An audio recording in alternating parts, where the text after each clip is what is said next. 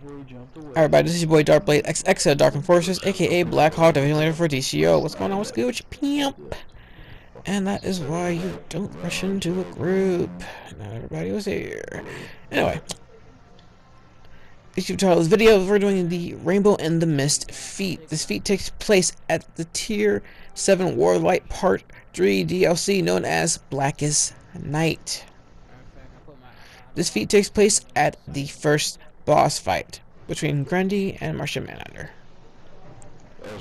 To complete this feat, you must produce the white mist, the white diamond-like mist, in the logical battery machine by putting the mist in the logical order.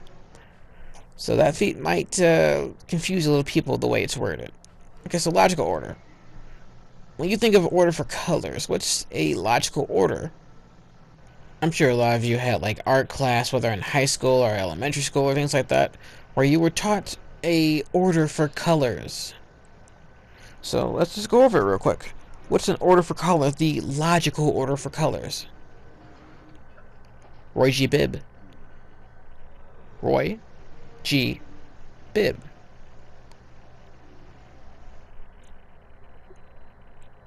Think of the actual name for the colors and pick out the first letter of each color. So Roy, red, orange, yellow. G, green. Bibb, blue, indigo, violet. So that is the order. So you got red, orange, yellow, green, blue, indigo, violet, in that order.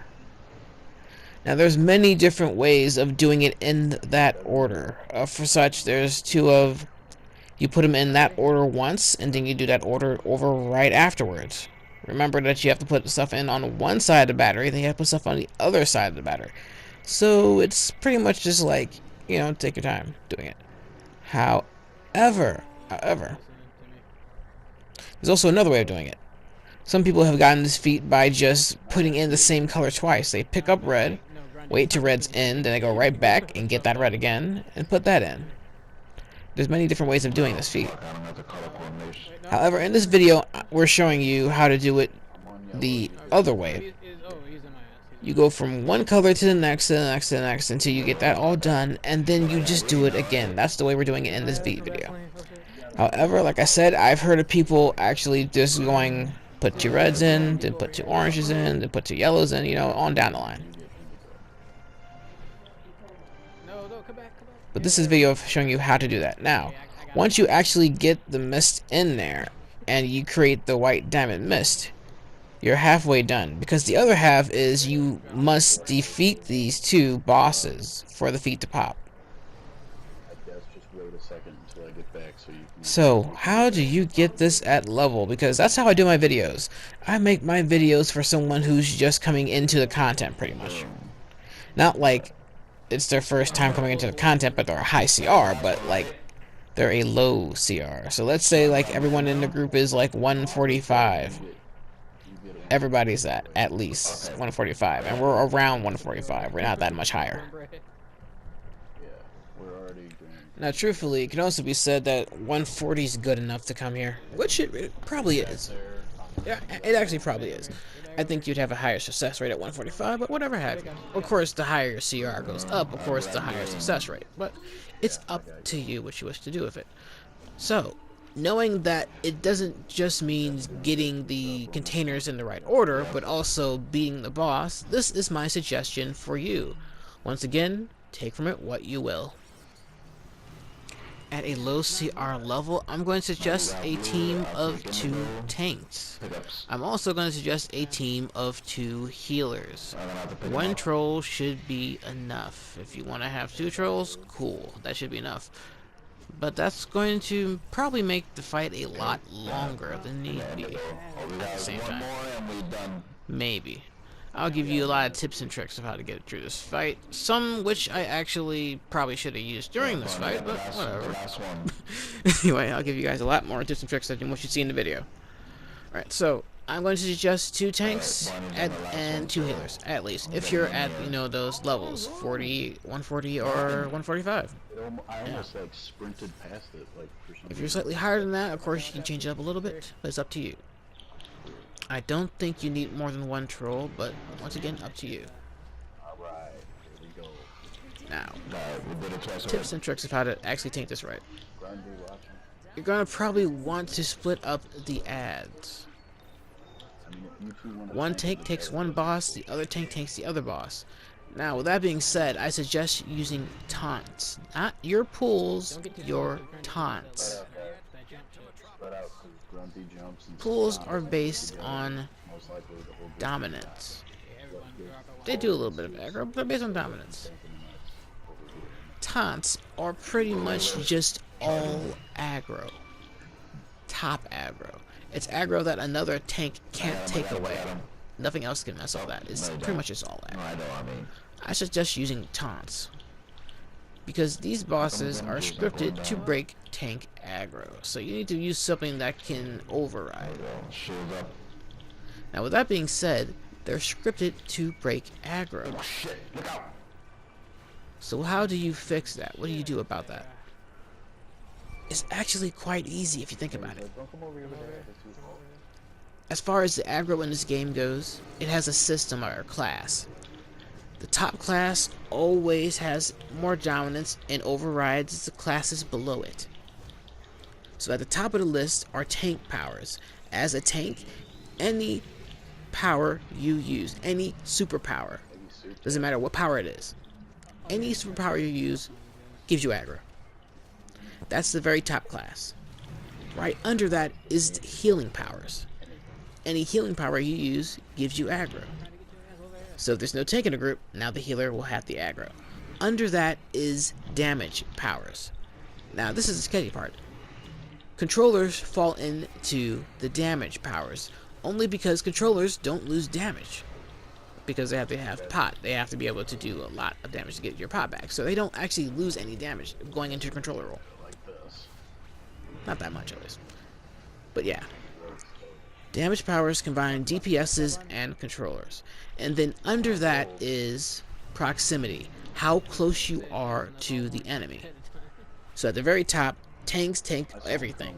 If the tank's not there, if no one's tanking, or if their stuff wears off, then it goes to the next thing, heal powers.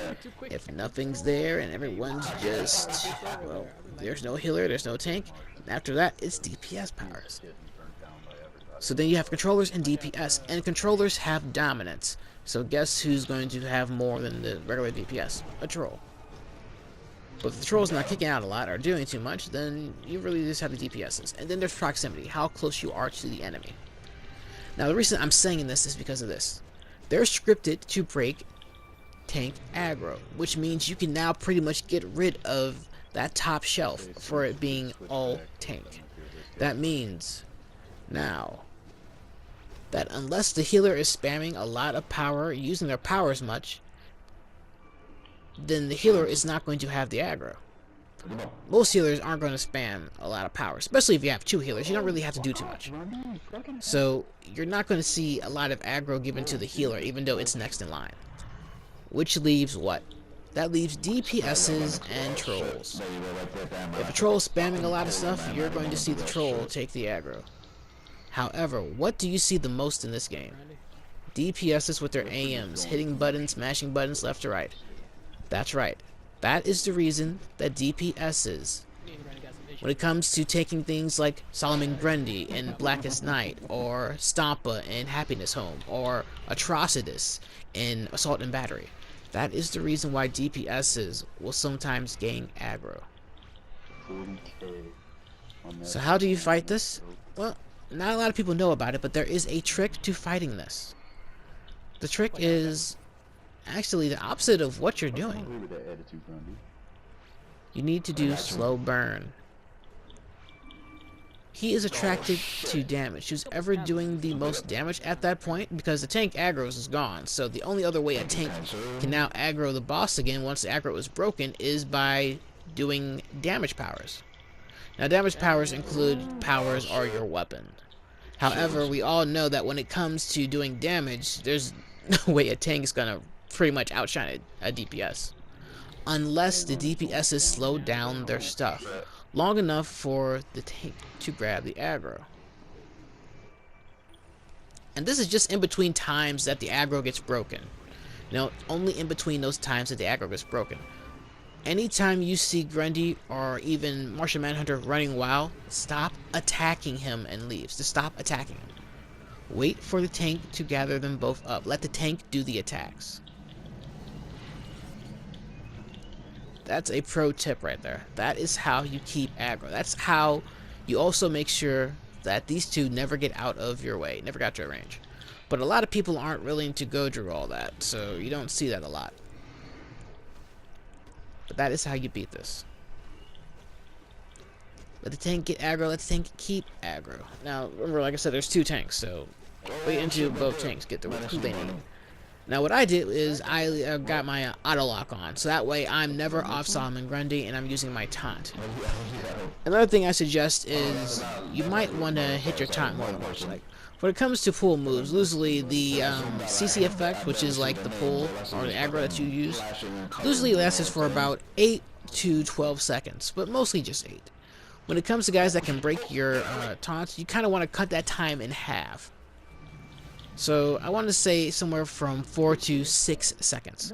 So that means that every 4 to 6 seconds you need to be using your taunt, which you actually don't see me do too much in this video, which I probably shouldn't be doing. And you need to switch out from using your taunt to using your weapons. Anything that does a lot of damage rapidly will gain you aggro from these guys fast, especially if the DPSs start to slow down their damage, or just stop attacking them enough for you to gain more aggro against. With that being said, as a tank, weapon mastery is pretty much a good thing to have. Weapon mastery, you can get a few shots off, well actually a lot of shots off that do some considerable damage. Not as much as a DPS, but if a DPS has slowed down the burn, then yeah, it is considerable damage then. Now, knowing that, added to the fact of what the mechanics for the actual bosses are, you should be able to beat this even easier. Now, there's going to be a time where the boss just runs away from the tank. Like right there. He does a charge, and then he does a jump, and then he does a little stomp thing. Whenever he runs away from one of the tanks, have the tank announce that he's broke aggro. Or just be mindful of your surroundings. If you see him leaving the tank, that gives you enough cue to know that you should be careful now. He might come running at you randomly. Soups is like, no, Hulk's got it. Right. So keep that in mind. Expect pretty much a charge and then a jump that turns into a ground slam. Repeated ground slam. As long as you keep those in mind, you should be able to beat this easy. And that strategy goes for, like I said, anybody. Atrocitus in Assault and Battery, Stompa in Happiness Home, etc., etc. So don't let it be said that you can't tank anything in game. It's tankable. It's just that, you know, sometimes you have to do things a little bit differently, and some people are just unwilling to compromise at times. Anyway, also, along with that, spread out. If you guys are all close together, then he doesn't really have to jump anywhere. He can just stomp the ground and you're gone. Just spread out. That way, if anything, only one person's going down. Spread out. Give Grundy room. And as soon as Grundy breaks aggro, stop attacking so that the tank can do some damage to get aggro back. Whether he's using his powers or whether he's using his weapons, things like that. Also keep in mind this, when you debuff the boss, that's also a signal to the tank for him to use his weapons to aggro. Because powers aren't going to do it anymore. Alright guys, I hope this has helped you guys out. There's the feat. If you guys have any comments, questions, or anything like that, leave it in the section below and I will get back to you guys. See you later.